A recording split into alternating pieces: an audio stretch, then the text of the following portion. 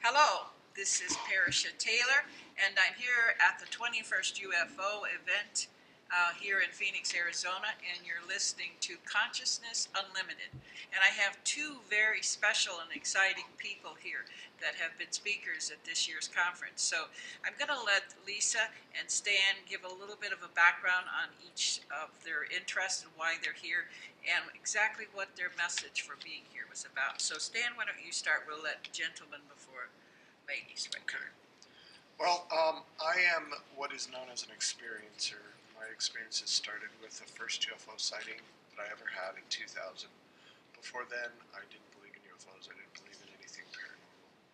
And then after my first sighting in 2000, my experiences escalated to abductions, and then to full contact, then to hybrid children, and it seems to envelop everybody that's around us. One thing that makes my case so different than everybody else's case is the fact that most of the stuff that happens only seems to happen with lots of people around.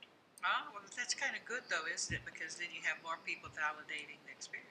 It is, it's good because we don't have to explain ourselves. And honestly, going into this as a skeptic, it took a lot. It took a lot for me to start to believe. I didn't come to terms with it for quite a while.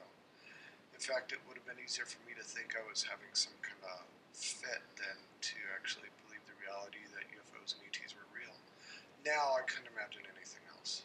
No, because you've developed a neuron for it. See, I've been in brain research for 45 years, and what I'm finding with everybody's experience, when these encounters first happen, no one has the neural path to actually evaluate and personalize that. And after the repeated exposure to it, then you actually have the neuron that allows you to look at that and say, oh, that's what that is. You know what I mean? Sure. So basically, that's what's happened. And obviously, in hearing your presentation, what I come to understand is that I'm always just ahead of what you're saying and realizing there's a purpose, Dan. What's the purpose? Why the persistence with you? Why the constant exposing of itself to you? And I feel that somewhere yet there is that to be discovered, because right now you've had a variety of things and each one has an excitement to it that leaves me kind of breathless, saying, okay, and what is the purpose of that? So I'm looking forward to all of the things that you're going to be reporting and doing, and it's wonderful that you have this life partner that supports you, this beautiful being. Honestly, I'd be lost without her. She believed and I didn't, and she made it a lot easier for me to understand what was, that this was real. See, that's what we do as women. That's our purpose. Yes, we are nurturers. We are, the divine feminine. We are the true power and have been for a long, long time. But many people have actually forgotten. Well, not people. Many women have forgotten that. Yeah. There used to be a matriarchal society, correct?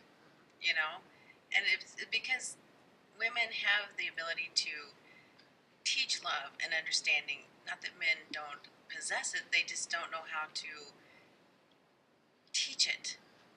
And that's why we are the bearers of our children. We are the supporters of our spouses. And we are the first love affair of all our children. Yes. And so in that, woman of herself has to be in a healthy frame of being in order to begin to nurture the child with that. So we're returning to that. There has been a brokenness, and you're right about that. And, yes. I'm so happy that you're working in the field with that. I've seen some of the advertisements of what you're doing and everything, and Lisa, just be strong and stay on it. It's just fantastic.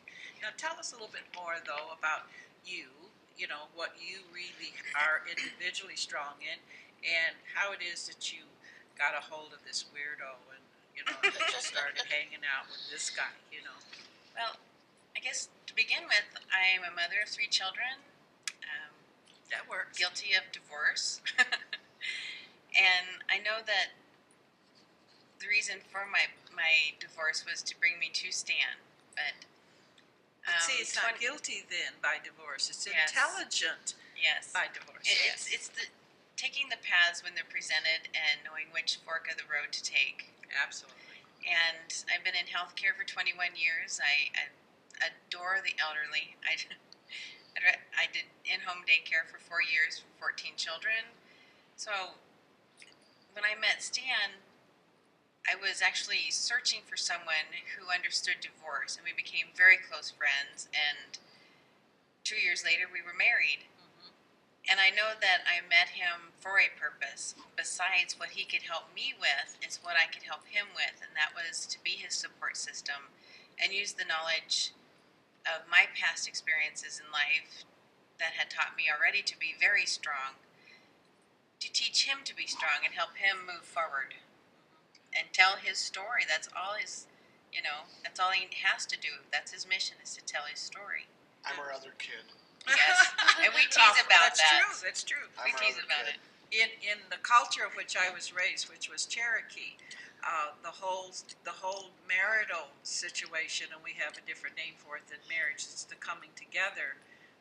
It is important that the partner that we choose is one that will continue to move us toward expanding and learning and growing, nurturing ourselves and growing and knowing something new every day. You know what I mean? And we do, like when we say matriarchal society, there's a lot of people that frown on that because then they think of woman dominance, female dominance, or feminist, or whatever. That's not at all what you're talking about. And with it being the matriarchal society, all our sons and our fathers and our uncles and our brothers, they are all our children. This planet is female. As females, we have that edge, okay? We initiate them, we nurture them, we help them trust their own intuitive development. In all Native American ceremonies, we allow the men to be the peacock. Yes. It does not mean that the women are suppressed. It simply means we understand the need to let them see themselves in the grandeur of what they reflect to us. Grandfather is very important, not just grandmother. And so what you're doing and what you're learning, and individually, I've listened to you talk, you don't always agree perfectly on the perspective that's being discussed. Yes. You have your view that you can add, and I watch how generous Stan is by letting you have that, not, sort of like taking that as a challenge or backing off from it. And it's so complimentary. Now, in your work together, and I see that you both wrote your books and everything like that, how are you as a couple in the world today, to where divorce is as easy as sending out a 10-cent stamp, okay? And looking to each other in an extraordinary life that in itself has to offer challenges. I mean, there's people who are going to consider you abnormal, wondering if you're on drugs or psychotic, Sure. Treatment or whatever. You know what I'm saying? We've been there. Yeah, and you have to at this point say, okay, those are additional stresses and challenges on this relationship. How are you doing with that? We've come to terms with it. It's just one of those things. I mean, this is part of the genre, part of the UFO field, as you will. It's when you become an experiencer. First of all, I was a complete skeptic. I really, really didn't believe. Lisa did. I didn't. I thought anybody that thought about UFOs and believed in UFOs was just out of their gourd. And so I understand. I did. I understand the concept behind of what their thinking is. It's all about fear. Yeah. And so knowing that, it makes it a little bit easier. It's like, why is that guy so mean to me? I can't help my experience. I had nowhere to go when this happened. I was terrified. Now that I know what it is, for what it is, now that I know for what it is, then I'm not afraid of it anymore, but at the time. And so, we understand that. And but how does that affect our relationship? we deal, I'm getting to that. I'm starting to just ramble. He's taking off on us here. Yeah. But yeah, his point's valid. He's okay, so your point right now is that you're saying to me, you've had to come into this relationship dealing with the undermining and the stress of just exploring something totally alien to you. Kind of doing a little pun of words here, but alien to you as well. So Lisa, fill in here. What does this do in the relationship? I mean, do you all just sit around coffee all day and tea and talk about aliens? And do you have people looking in the window at you and, something just ran across the kitchen that you were sitting in?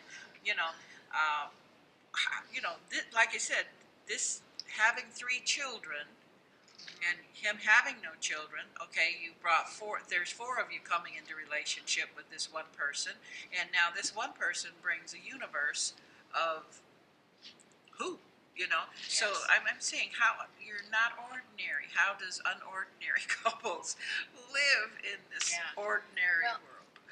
and that's why I wrote this book, because people in our situation, especially the spouses, they don't have the support system that the experiencers do. Mm-hmm. So in our relationship, it was very much a journey of its own. It was, began out with terror, anger, frustration. I mean, as the events happened, as my children became involved in the abductions, it brought up a whole new world of emotions that I would never have expected to have against Stan, with Stan, against myself for not being able to protect him or my children. So, I mean, it's been an incredible journey. And in the end of it, I've come to understand that you have to live without fear, and you have to love without limit. That's beautiful. It's, and I say this as, if Stan had cancer, no one would ask me why I don't leave him. No one would question why I stay beside his side and help him through all of this.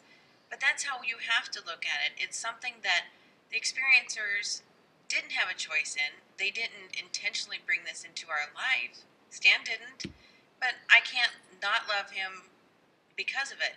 You love him because of it. It's a journey that has brought us to enlightenment, and it's been an amazing journey. And I was getting to the point before, just because I rambled. I do that sometimes, but I think it brought us closer together because we get to experience these experiences together. That's It's right. not, this is what makes the case so different. Everything that happens seems to happen with a lot of people around. Yeah. So she gets to live it too. So, we kind of support each other. And, when I get scared, she laughs. And when she gets scared, I laugh, but she doesn't ever get scared. I was She going to just say. mostly laughs at me.